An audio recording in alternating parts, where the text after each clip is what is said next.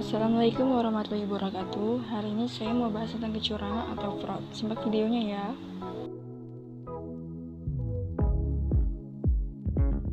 The Institute of Internal Auditor di Amerika mendefinisikan kecurangan mencakup suatu ketidakberesan dan tindakan ilegal yang bercirikan penipuan yang disengaja.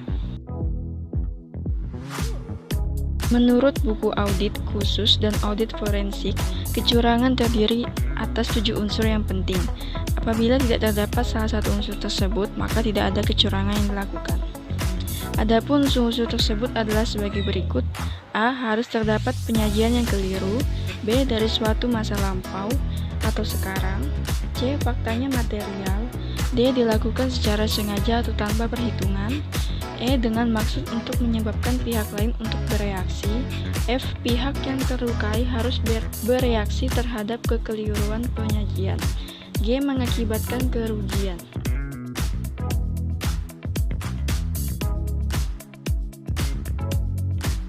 Kecurangan dapat diklasifikasikan dalam 3 macam, yaitu A. Manajemen fraud. Kecurangan ini dilakukan oleh dari kelas ekonomi yang lebih atas dan terhormat yang bisa disebut white collar crime karena orang yang melakukan kecurangan biasanya memakai kemeja putih. Kecurangan manajemen dibagi menjadi 2 bagian, yaitu A. Kecurangan jabatan, misalnya menyalahgunakan posisi atau jabatan. B. Kecurangan korupsi, misalnya manipulasi pajak. B. Employee fraud. Kecurangan karyawan biasanya melibatkan karyawan bawahan, kadang-kadang merupakan pencurian atau manipulasi. Kecurangan yang sering dilakukan karyawan tingkat atas atau tingkat bawah antara lain: pertama, mencuri peralatan kecil yang telah dipakai. Kedua, petugas toko misalnya menukarkan barang di afkir dengan barang yang baik. 3. Penggelapan pembayaran dari langganan. 4. Pembayaran lebih antara lain untuk pembayaran upah dan pembelian barang dan kemudian memperoleh pengembaliannya. 5. Memeriksa pajak yang bisa dibayar untuk tidak dengan maksud memperkecil adanya temuan hasil pemeriksaan. 6. Pimpinan yang tidak konsisten dengan aturan. C. Komputer fraud. Tujuan pengadaan komputer antara lain digunakan untuk pencatatan operasional atau pembukuan suatu perusahaan atau kantor. Kejahatan komputer dapat berupa pengerusakan sumber daya komputer yang sah dan perusakan atau pencurian fisik atas sumber daya komputer itu sendiri.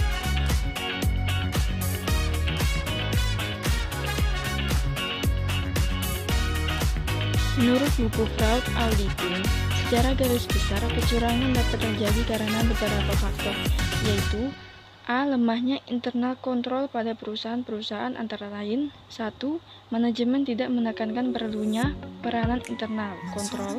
2. Manajemen tidak menindak pelaku kecurangan. 3. Manajemen tidak mengambil sikap dalam hal terjadinya konflik of interest. 4. Internal auditor tidak diberi wewenang untuk menyelidiki para eksekutif, terutama menyangkut pengeluaran yang besar. B. Tekanan keuangan terhadap seseorang. 1. Banyak utang. 2. Pendapatan rendah. 3. Gaya hidup mewah. C. Tekanan non-keuangan. 1. Tuntunan pimpinan di luar kemampuan bawahan. 2. Direktur utama menetapkan suatu tujuan yang harus dicapai tanpa dikonsultasikan lebih dahulu kepada bawahannya. 3. Penurunan penjualan. D. Indikasi lain, yaitu 1. Melemahnya kebijaksanaan penerimaan pegawai. 2. Meremehkan integritas pribadi. 3. Kemungkinan koneksi dengan organisasi kriminal.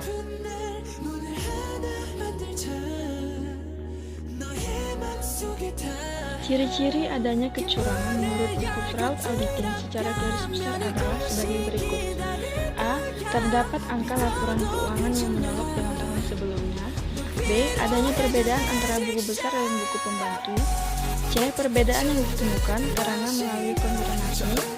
D. Transaksi yang tidak didukung oleh bukti yang memadai. E. Transaksi yang tidak dicatat sesuai dengan otorisasi manajemen, baik yang khusus maupun yang bersifat umum. F. Terdapat perbedaan kepentingan pada tugas pekerjaan karyawan.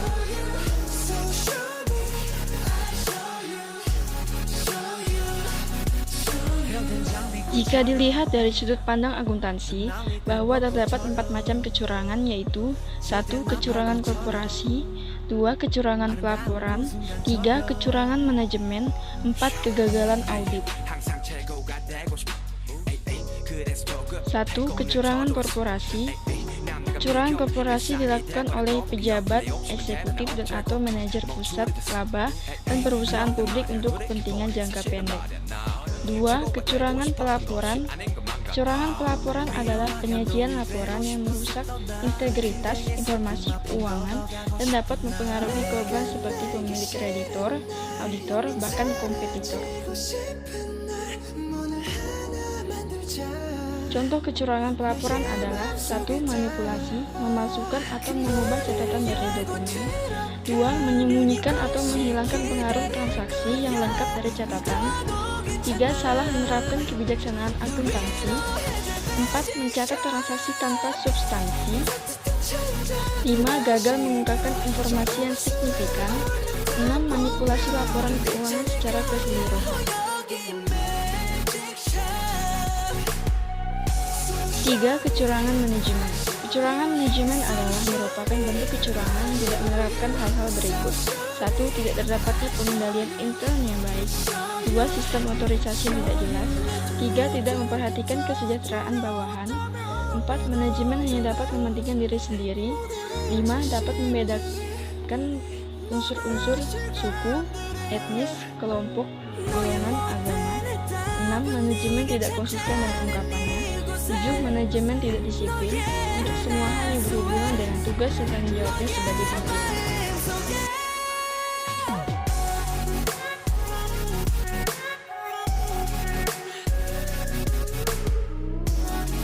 Kecurangan karyawan yang mempunyai kesempatan untuk melakukan kecurangan memang kecil atau sedikit, maka pencegahannya pun relatif mudah antara lain dengan cara 1. Sistem pengendalian intern yang baik.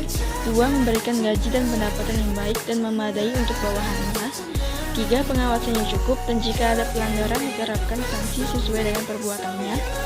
4. Adanya rotasi pegawai dari satu bagian ke bagian lain. 5. Setiap pegawai diwajibkan untuk menggunakan hak cutinya. 6. Tindakan yang jelas bagi pelaku kecurangan. 7. Pemberian penghargaan bagi mereka yang berprestasi dan berjasa kepada perusahaan.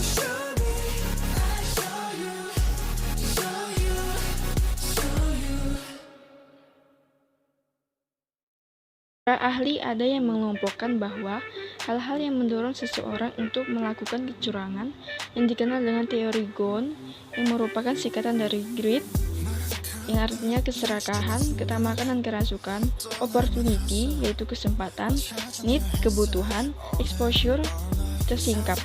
Faktor greed dan need merupakan perbuatan individual, yaitu suatu faktor yang berhubungan dengan individu pelaku kecurangan.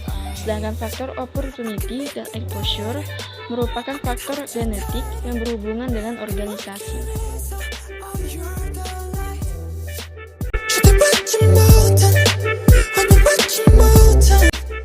Sekian video hari ini, mohon maaf jika ada salah sebut kata atau pengucapan. Terima kasih. Wassalamualaikum warahmatullahi wabarakatuh.